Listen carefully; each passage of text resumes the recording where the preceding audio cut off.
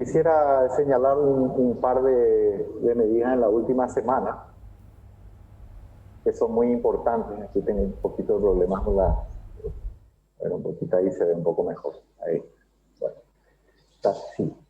Solamente informar acerca de nuevos dispositivos que han sido adquiridos por el Ministerio de Salud Pública, que van a ser distribuidos en distintos establecimientos de salud del sistema, mayormente sobre todo en el pabellón de contingencia adicional que está previsto en el Hospital Nacional.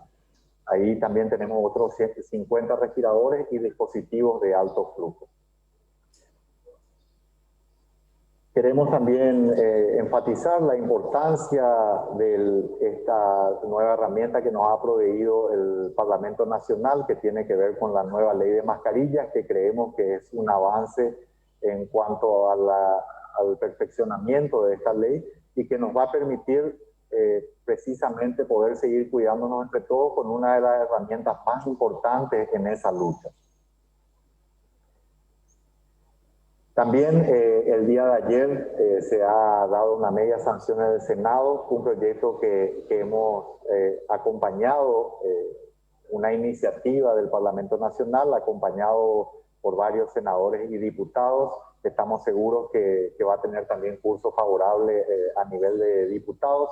Esto es muy importante porque permite destrabar una ley que ya fue promulgada en el 2011, que fue reglamentada en el 2013, y que creemos que con estas modificaciones va a poder empezar a fondearse y poder empezar a dar respuesta a muchos pacientes, a muchas familias paraguayas que son portadoras de enfermedades con medicamentos, que exigen medicamentos de alto costo, medicamentos destinados a enfermedades que comúnmente llamamos enfermedades catastróficas o enfermedades raras.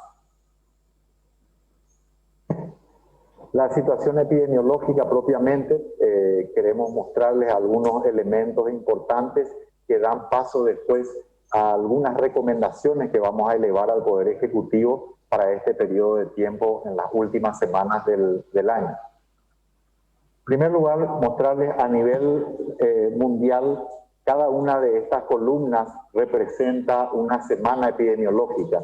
Como pueden ver, esta última semana ha tenido más casos que cualquiera de las anteriores. Y esto es significativamente más contribuido por las Américas. Si bien Europa, proporcionalmente a su histórico, también tiene un aumento muy importante. Hoy estamos por encima de los 70 millones de casos y tenemos ya más de 1,5 millones fallecidos. Y las Américas representan la contribución más importante en ese sentido, lo que refleja cuál es nuestra situación regional. En lo que hace a América, significativos cambios, la tasa de letalidad, la tasa de mortalidad, encuentra al Paraguay más o menos en el puesto número 3, teniendo en cuenta de mejor a peor, ¿no? Entonces, esa situación permanece de ese modo. En este cuadro lo que queremos mostrar es básicamente cómo en las últimas semanas hemos tenido un aumento importante. Las últimas 2 semanas y antes de ello las previas 2 han mostrado un incremento gradual del número de casos. También la curva de fallecimientos empieza a tener un aumento. Como hemos hablado siempre, eso es una cuestión natural, tiene un rezago de 2 semanas aproximadamente, un rezago que también se ve para su descenso cuando empiezan a disminuir los casos positivos. En otras palabras, también cuando empiezan a bajar los casos, hay un enlentecimiento para que la curva de fallecimientos también descienda. Lo otro importante que hay que destacar en este gráfico es que significativamente la mayor parte de los aumentos se deben al departamento de Central y a la capital. Aquí queremos hacer también un par de comentarios adicionales, que el resto del país representa lo que está en verde, que ven allá, que es relativamente pequeño al enorme impacto de Central y Capital. Y también estamos viendo a nivel de Alto Paraná a nivel de Alto Paraná un incremento relativamente importante en la última semana. Lo propio ocurre un poco en Caguazú, donde sí vemos un descenso es en Cordillera, claramente a expensas del distrito de Calcupé, lo que muestra también el impacto de algunas de las medidas que se tomaron allí para evitar la aglomeración durante la época de las fiestas marianas. Pero sí quiero mostrarles aquí, recordarles siempre la diferencia de escala que hay entre Central y Asunción respecto a los otros departamentos, donde aquí hablamos en el orden de miles de casos y aquí en el orden de pocos cientos. El resto del país, básicamente se puede destacar una disminución gradual en el departamento de Itapúa, importante Canendillú y Ñembucú también mostrar un aumento que si bien en números absolutos es relativamente pequeño, proporcionalmente para la población es importante y queremos seguir extendiendo la alerta en ese sentido. Lo propio, como decía, ocurre en Canendillú. La zona del Chaco, sus distintos departamentos permanecen relativamente estable. El número de fallecidos es lo que les mencionaba justamente previamente, nos muestra que hay una curva que está empezando a repuntar. Eso siempre tiene un rezago de un par de semanas, como les dije anteriormente. Bueno, ya es lo que estamos viendo y refleja un poco lo que ha ocurrido, sobre todo en las 2 semanas previas, donde hemos tenido varios días con casos positivos por encima de 1000. Y es por ello también que es muy importante entender que este periodo tan crítico de estas últimas semanas del año, crítico en todos los sentidos, desde el punto de vista sanitario, desde el punto de vista social y afectivo, y ciertamente también desde el punto de vista económico, es muy importante realmente que se lleven adelante todas las medidas de protección y que nos cuidemos entre todos a los efectos de no tener que pagar las consecuencias un par de semanas más adelante en el mes de enero. Más de los últimos tiempos, claramente en las últimas semanas hemos alcanzado picos históricos de la ocupación de camas, lo que refleja también el estado de dificultad que estamos viviendo en este momento y lo crítico que resulta realmente mantenernos lo más adheridos posible a todos los protocolos que están vigentes actualmente y las medidas que tienden a buscar mitigar la propagación del virus. Aquí es importante entender que hay un porcentaje muy importante de pacientes hospitalizados que van a la terapia intensiva. Claramente y en términos sencillos, de cada 5 pacientes que es internado en un establecimiento de salud, 1 de ellos va a terapia intensiva. De ahí la importancia y la gravedad. Si bien es cierto que el porcentaje de pacientes respecto a los casos positivos que se interna orilla más o menos el 8%, cuando tenemos pacientes internados, 1 de cada 5 va a terapia intensiva. Tema de vacunas, siempre una actualización. Hemos tenido una reunión reciente con la Organización Panamericana de la Salud que nos ha actualizado respecto a los avances del mecanismo COVAX. Mecanismo COVAX, como saben, es una organización, o mejor, una estructura impulsada por la Organización Mundial de la Salud que busca ofrecer vacunas en tiempo oportuno y de forma equitativa para todos los países del mundo, pensando especialmente en aquellos países pobres y países en vías de desarrollo, ¿verdad? La ventaja del mecanismo COVAX, recordemos, es que nos permite acceder a un portafolio de vacunas, o sea, a un grupo amplio de vacunas donde se disminuyen los riesgos. Entonces uno puede invertir en este mecanismo y poder orientar esos recursos a las vacunas que sean exitosas. Por otro lado, permite también comprar en escala varios países y puede mejorar los costos de estas vacunas, ¿verdad? Independientemente del mecanismo COVAX, también hemos emprendido, en muchos casos retomado varias conversaciones de forma bilateral con varios proyectos de vacunas. En ese caso estamos hablando con 5 vacunas o 5 empresas en particular. 4 de ellas son de esta ola, de esta primera ola, digamos, de proyectos de vacunas, y una de ellas es una un poco más rezagada, pero también muy promisoria, sobre todo para el perfil de países como Paraguay. Bueno, queremos presentar algunas de las acciones y quiero señalar antes de entrar en esto que realmente estamos en una etapa muy difícil desde el punto de vista epidemiológico. Entendemos perfectamente que llevamos varios meses, hay un periodo de confinamiento, de fatiga, hay un impacto económico y social claramente definido. Y entonces las decisiones en este momento, precisamente cuando la situación epidemiológica también es la más difícil que hemos vivido hasta este momento, ese equilibrio realmente es bastante complejo.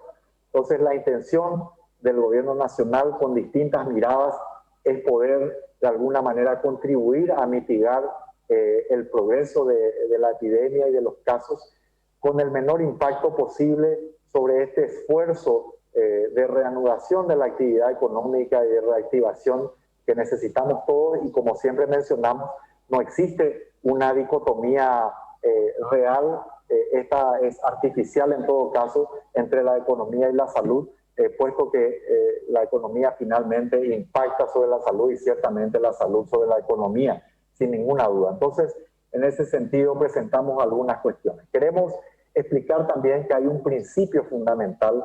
El virus hoy se encuentra principalmente en Asunción y Central. Lo que menos queremos es que ese virus se propague a otras zonas del país. Por otro lado, entendemos también que las aglomeraciones, la falta de adherencia a algunos de los protocolos también contribuye significativamente a la propagación del virus. Y finalmente, entendemos también que el alcohol es un factor catalizador del progreso de la epidemia, puesto que tiene muchos efectos, digamos, en la conducta de las personas y no contribuye a la lucha contra el coronavirus. Algunas de las acciones que planteamos en esta lógica que acabo de explicar son las siguientes. El restringir el desplazamiento de distancias mayores desde el 25 de diciembre al 3 de enero. Si bien el decreto va a iniciarse desde el día lunes en adelante, el periodo de tiempo que vamos a comprender con la restricción de desplazamiento está del 25 de diciembre al 3 de enero, ¿verdad? Esto es para la salida de Asunción o Central. Se van a hacer los controles pertinentes en coordinación con las fuerzas públicas, con el Ministerio del Interior, con la Policía de Tránsito, con la Fiscalía, etc. Y se van a prever las excepciones pertinentes en el decreto. No hay restricciones para la entrada hacia la zona de Asunción y Central. Esto tiene una lógica sobre la base de las proporciones y de dónde están el número de casos. Terminado este periodo, estas restricciones quedan automáticamente levantadas, ¿verdad? Si bien esto no está autorizado de todo modo, queremos hacerlo explícito también para poner la atención sobre ello y por si hubiera alguna confusión. Es importante, todo tipo de contacto debe limitarse, pero particularmente la prohibición de bailes en eventos queremos hacerla explícita y tener en cuenta porque es también un factor de riesgo, ¿verdad? Respecto al horario de circulación, el horario de circulación se mantiene como está actualmente, con una circulación restringida entre medianoche y 5 de la mañana, con excepción de los días de Nochebuena, 24 al 25 de diciembre, y de víspera de Año Nuevo, del 31 al 1 de enero, donde este horario se amplía hasta la 1 de la mañana. En esta etapa también vamos a hacer cuestión de intensificar los controles de alcotest. En ese sentido estamos también en coordinación con todas las autoridades que son las que implementan propiamente esto. Queremos también enfatizar un cuidado que se va a hacer a través de los organismos pertinentes de evitar y controlar las fiestas clandestinas que se puedan dar, que son un foco habitual de propagación, muy conocido en todo el mundo. Y queremos hacer un llamado de atención muy particular también a los bares, donde hemos recibido un sinnúmero de denuncias. Hacemos cuestión de trasladar también al sector que que cuiden realmente ese rubro y que ese sector va a estar particularmente también monitoreado.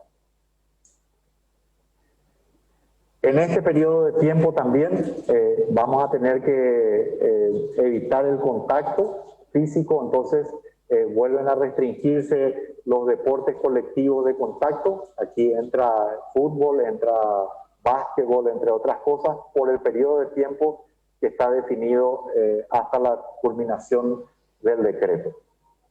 Entendemos que algunas de estas medidas pueden representar una cuestión realmente no favorable o visible de ese modo, pero son absolutamente nosotros que consideramos esenciales y mínimas en el contexto de la situación que estamos viviendo. Como recordación, permanecen habilitadas las otras actividades físicas sin contacto hasta un número de 4 personas. Las piscinas públicas, balnearios y playas no estarán habilitadas durante este periodo de tiempo, hasta fin de año. También vamos a, dentro del funcionariado público, se va a trabajar en modo de cuadrillas, en horario escalonado y hasta con un 50% de los recursos humanos. Esta disposición que queremos plantear al Ejecutivo la trasladamos al sector privado como una recomendación. En el sector público también naturalmente existen algunos organismos del Estado que en este mes de diciembre, por sus funciones críticas o debido a su misión propiamente, como es el caso de salud, entonces van a estar previstas ciertas excepciones en el decreto que vamos a elevar el proyecto de decreto que vamos a elevar a consideración del señor presidente. Una vez más, agradeciendo la nueva herramienta con la que contamos, que se ha debatido en tiempo récord realmente, y creemos que es de gran utilidad, el uso del tapabocas, probablemente una de las medidas que más vidas ha salvado y que sigue salvando y que disminuye al menos en un 30% la propagación del virus y el número de casos, lo cual refleja un poco su importancia. La idea es siempre utilizarla en espacios cerrados o en espacios al aire libre donde no haya posibilidad de mantener una distancia segura de al menos 2 metros. Queremos recordar un par de conceptos que son muy fundamentales y que nos pueden ayudar a cuidarnos más y a cuidar a nuestra gente, porque uno sale de su casa. Entonces tiene que administrarlo para poder tener ese modo seguro de vivir y un modo que vamos a tener que mantener aún por mucho tiempo, incluso con la futura llegada de las vacunas. En ese sentido, entonces, recordemos, menos tiempo en un determinado evento o actividad equivale a menos riesgo. Menos cantidad de personas en ese evento equivale a menos riesgo. Espacio mayor, espacio al aire libre, equivale a menos riesgo, ¿verdad? Y finalmente, la frecuencia, cuanto menor sea la frecuencia de estos eventos, entonces también es menor el riesgo. Es decir, si nosotros limitamos o restringimos el número de actividades o eventos donde estamos expuestos a mucha gente, entonces eso también disminuye el riesgo de poder contagiarnos y poder contagiar a nuestros afectos, ¿no? Otra forma de ponerlo que quisiera también resaltar es que frecuentemente cuando estamos en algún encuentro social o en algún evento social, muchas veces elegimos comportarnos de manera segura, ¿verdad? Nos adherimos disciplinadamente a los eventos con la mejor predisposición. Entonces, esa es una elección y es una elección correcta.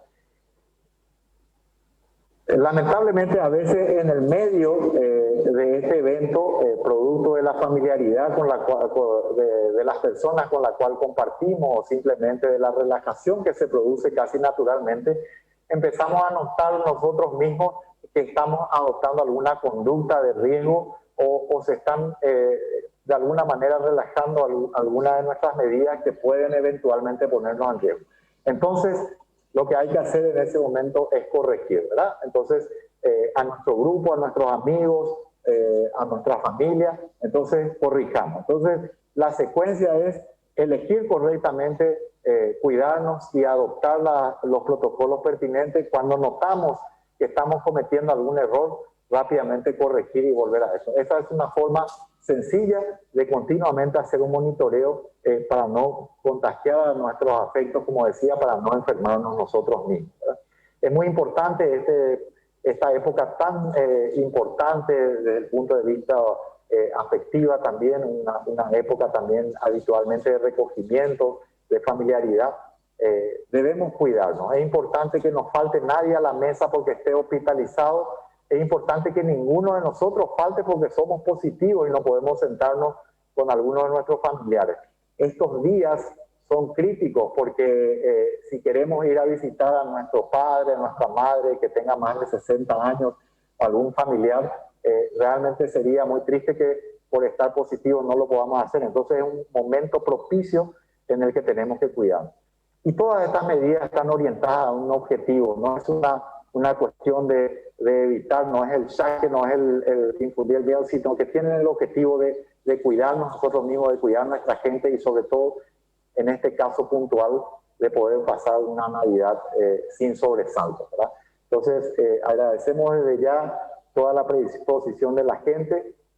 Sabemos que más allá de todas estas medidas que buscan facilitar ese cuidado, finalmente lo más importante es realmente la conducta que cada uno de nosotros pueda tener, la conciencia ciudadana de poder llevar adelante y, reitero, utilizar estas herramientas que ya todos conocemos. Muchas gracias por su atención. Vamos a atender algún requerimiento de la prensa en este tema. Muchas gracias, señor ministro. La primera consulta del SNT. Casi todos los países latinoamericanos concretaron compras con al menos 2 o 3 laboratorios para adquisición de vacunas COVID-19, independientemente al COVAX. Paraguay está avanzando con negociaciones con alguna farmacéutica para adquirir la vacuna.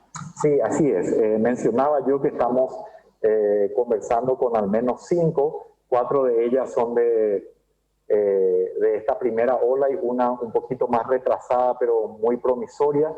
Estas conversaciones, por exigencias de las farmacéuticas, tienen acuerdos de confidencialidad y la mayoría de ellas son las que ya todo el mundo conoce, ¿verdad?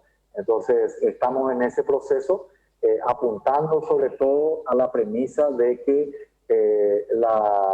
el suministro en tiempo más corto que el mecanismo COVAX, apuntando incluso a lotes más pequeños si así fuere posible, ¿no? Segunda consulta. ¿Cuánto deben y cuándo pagan a los privados por el uso de sus terapias? Sí, bueno, la deuda se establece en base a la llegada de las carpetas por parte de las terapias. A la fecha estamos pagando cerca de 400 millones de guaraníes, que son las facturas que nos han llegado, ¿verdad?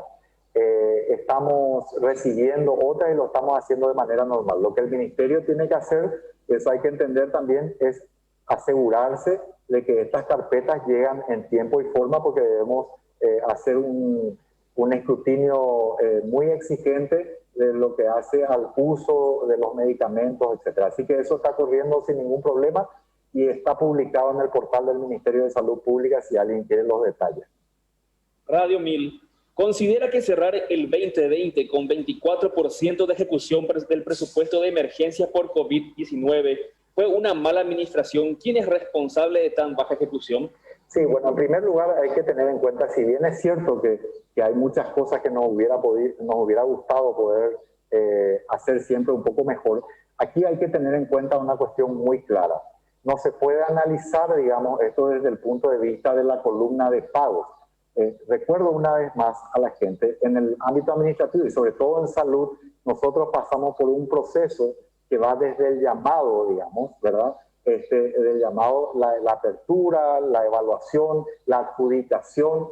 Después de la adjudicación se firma el contrato, recibimos los productos, eso se hace en un acta. Muchas veces se utiliza parcial o totalmente todos los medicamentos y todavía no se ha dado el pago. Entonces, si uno mira desde ese ángulo, naturalmente no tiene sentido.